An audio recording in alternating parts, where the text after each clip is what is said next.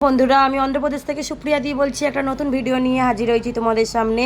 সেটা হচ্ছে, তোমরা নিশ্চয়ই জানো আমি আগের বছরেও আমি ভিডিওতে দিয়েছিলাম, আমাদের এই পৌষ মাসের প্রথম বৃহস্পতিবার আমাদের ঠাকুর পাল্টানো হয় খন্দলক্ষ্মী। তো তাহলে দেখো আমি কিভাবে ঠাকুরদেরকে এখন পরিষ্কার পরিচ্ছন্ন করে এই সবে আমি রোদে দিয়েছি। তো সেটা ভাবলাম তোমাদের সঙ্গে একটা ছোট্ট করে একটু ভিডিও আমি একটু শেয়ার করি। এই দেখো, এটা হচ্ছে আমার রোখাকালী, আর এটা তোমরা তো জানো এটা সাই বাবা, এটা আমার পেঁচো। মানে এখানে যত ঠাকুর আছে সব ঠাকুরগুলোকে আমি তেঁতুল দিয়ে, যেগুলো পেতলে সেগুলো তেঁতুল দিয়ে, আর যেগুলো এমনি সেগুলো সব সার্ফ দিয়ে। আর দেখো আমার ছোট্ট গোপাল, নাড়ু গোপাল আমার অমনি দাঁড়িয়ে আছে।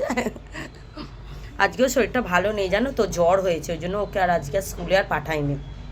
ও হ্যাঁ, কি বলছিলাম, বেশ এই দেখো এগুলো সব পেতল দিয়ে সব মেরেছি। আর এটা হচ্ছে তোমরা তো জানো আমার এটা সেই চাঁদির মানে রূপোর, এটা গণেশ, আর সেখানে সেটা একটা রূপোর হচ্ছে লক্ষ্মী। যাও চলে যাও।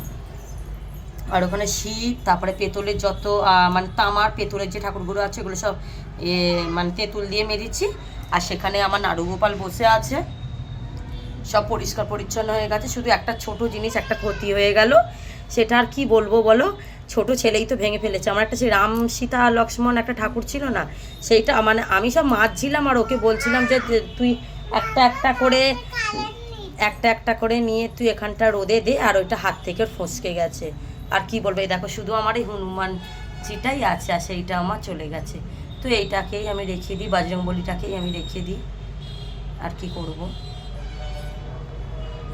দেখতে পাচ্ছ কি মানু ফ্রিজ থেকে কি বার করলি মানু, দেখ শুধু সেই বজরংবলীটাই খালি আছে, খালি হনুমানটাই শুধু আছে। আর রাম সীতা লক্ষ্মণটা তো তপস্যা দিদি তো ভেঙে দিল বলো।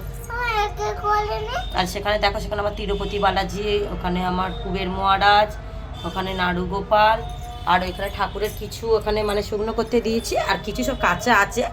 আর এখন একবার একটু নিচে বাইরে যাব, কিছু জিনিসেরও কেনা আছে।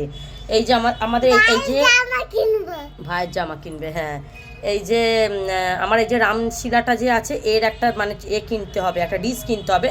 এগুলো যেহেতু মানে আমি নতুন সব পাল্টাচ্ছি কিনা, ওই জন্য ওইটাও ফেলে দিয়েছি। আর শিবের যেটা আছে ওই ডিশটাও আমি মানে পুরাতন মানে ফেলেই দিয়েছি। ওই দুটো কিনবো, দুটো লাইলিং মতন কাপড় কিনবো, মানে ঠাকুরকে পেতে বসাবো। আর ঠাকুরের বাজার তো সব তো তপস্যার বাবা রাত্রিরে কিনবে।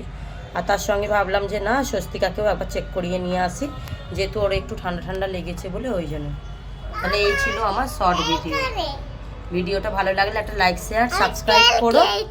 আর কালকে তো তোমাদেরকে যখন আমি পুজো করবো তখন তো আমি ভিডিও তো বানাবোই।